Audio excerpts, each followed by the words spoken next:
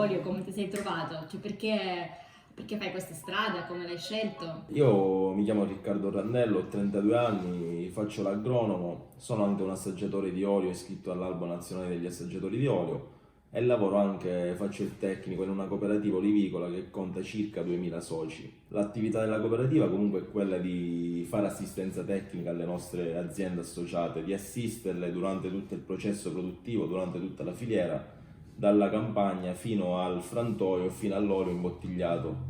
Quindi diamo un'assistenza che va sia per tutte le indicazioni di tipo tecnico-agronomico fino a quelle dell'analisi sensoriale e alla fine del prodotto messo in bottiglie e poi venduto. Ok, tu ce l'hai un oliveto tuo? Chiaramente anche io ho un'azienda agricola di circa 15 ettari che però si trova sul territorio di Lico di Eubea. Infatti produco anche olio, è una DOP in quel territorio lì, produco olio della DOP Montiblei.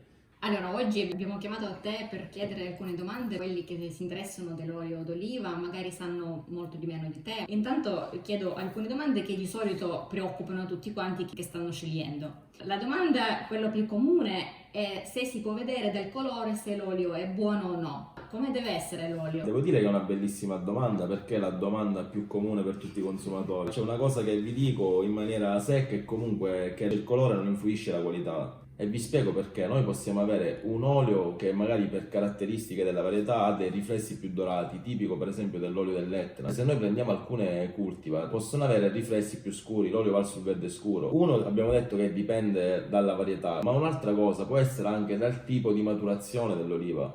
Perché se io un'oliva la raccolgo ai primi di ottobre, l'olio che otterrò sarà sul colore più chiaro. Se io l'oliva la raccolgo nerissima a dicembre, magari l'olio che otterrò sarà di colore più scuro. Tu la raccogli però prima l'oliva, quindi ancora meno matura.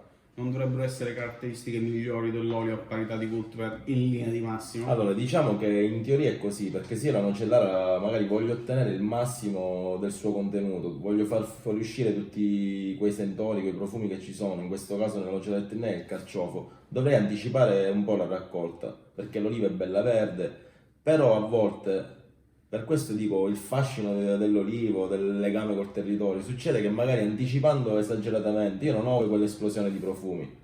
Però diciamo che buona regola per ottenere olio di qualità è quella di anticipare un pochettino e molire anche le olive in un frantoio che sia pulito e di qualità, chiaramente anche che usa tecnologie importanti.